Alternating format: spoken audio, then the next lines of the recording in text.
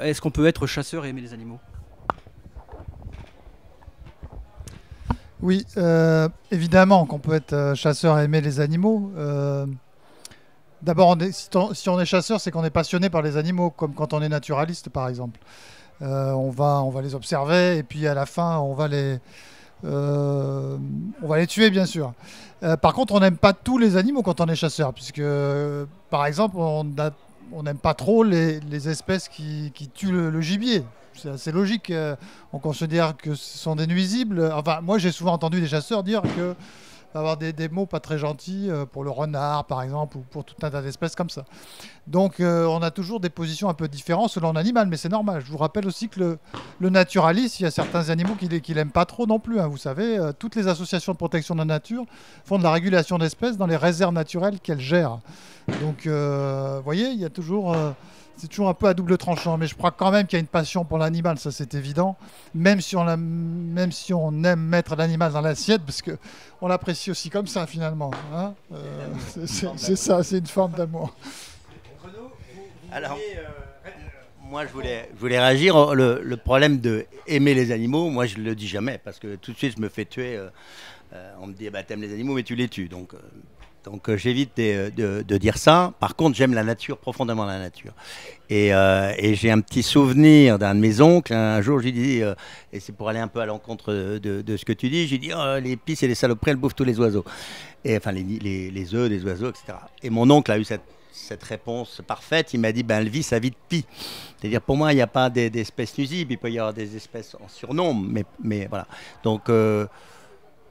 il n'y a pas d'animaux que je n'aime pas, même le renard, ça ne m'empêche pas de pouvoir le chasser et de le tirer.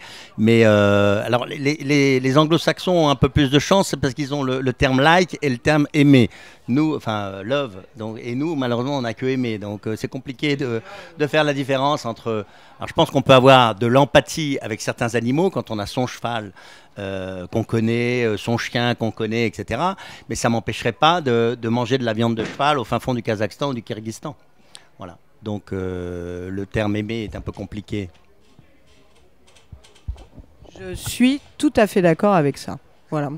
Et donc, quand dans vos cas de figure, effectivement, dire aimer l'animal et le chasser, alors moi, je suis encore, ma position est encore beaucoup plus délicate, parce que moi, je les élève, je les aime profondément, mais en même temps, j'ai une vraie passion pour la chasse qui m'a permis d'apprendre à les connaître et les aimer. Ce qui reste l'adage chez moi où les gens viennent et je les emmène à la rencontre d'espèces sauvages. Certes, les plus emblématiques sont les loups et j'aime profondément mes loups, mais je ne suis ni pro ni anti-loup. Il faut être conscient de la place de chacun. Et effectivement, la chasse, aimer les animaux, aimer la chasse, c'est loin d'être incompatible. Il ne faut juste pas oublier qu'on est avant tout des chasseurs-cueilleurs. Et il ne faut pas renier cet état de fait et abat cette écologie fantasmée. Il faut un peu laisser la place à quelque chose de plus concret. Jean-Louis, vous voulez réagir ? Je vais essayer. Alors, oui, alors moi, je ne veux pas dire que j'aime les animaux non plus, je veux dire que j'aime la nature et l'environnement. Et que je tue. Je dis je tue parce que c'est un terme qu'on n'utilise plus maintenant, parce que c'est un des mots interdits. Je tue des animaux parfois, et parce que je sais que c'est une nécessité pour leur conservation, et parce que je sais que c'est obligatoire si on veut avoir des populations en bonne santé, dans un nombre d'éléments et d'individus sur un territoire donné, que c'est une nécessité de réguler les espèces. Et il ne faut pas oublier que dans la nature, il y a des prédatés et des prédateurs. Et l'homme est un prédateur, et moi j'assume mon rôle de prédateur. Mais ça ne m'empêche pas de tuer des animaux, tout en sachant sur quoi je tire, pourquoi je tire dessus, et quel impact va avoir mon tir sur la population de chamois ou de mouflons, ou de chevreuils ou de sangliers que j'ai chez moi. Voilà.